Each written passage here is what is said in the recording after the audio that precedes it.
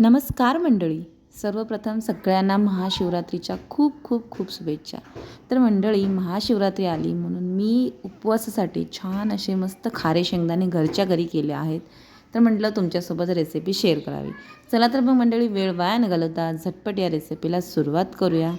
तर इथे मी कुकर घेतला आहे. त्यामध्ये 1 मोठी वाटी शेंगदाणे आणि 1.5 ते 2 वाटी पाणी, म्हणजे पाणी तुम्ही तुमच्या अंदाजे कमी जास्त घालू शकता, काय हरकत नाही.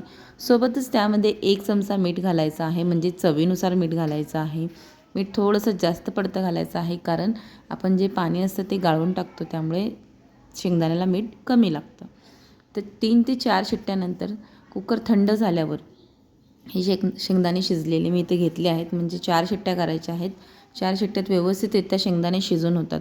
कुकर थंड करून मगच हे शेंगदाणे मी कुकरमधून बाहेर काढले आहेत. आता ह्याचं पूर्णपणे पाणी गाळून घ्यायचं आहे. अजिबात त्यामध्ये पाणी राहता कामा नये.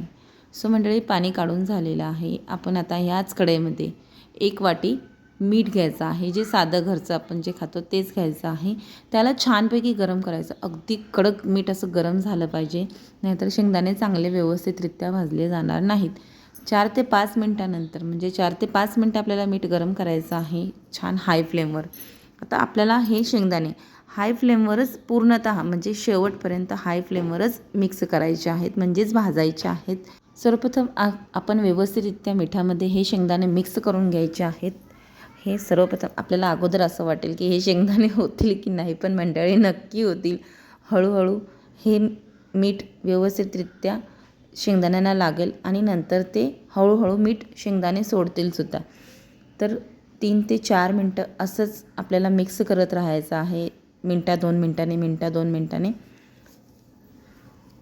अशा रीतीने सतत हलवत राहायचं आहे. नाहीतर शेंगदाणे एका बाजूने भाजले जातील आणि दुसऱ्या बाजूने भाजले जाणार नाहीत.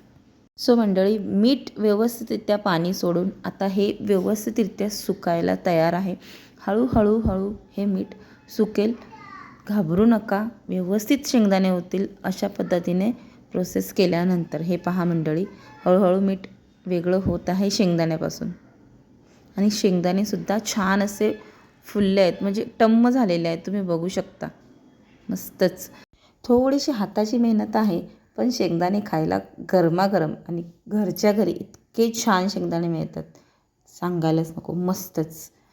15 ते 20 मिनटं फक्त आपल्याला हे मिक्स करत राहायचं आहे, म्हणजेच हलवत राहायचं आहे. अजिबात काहीसुद्धा करायचं नाही.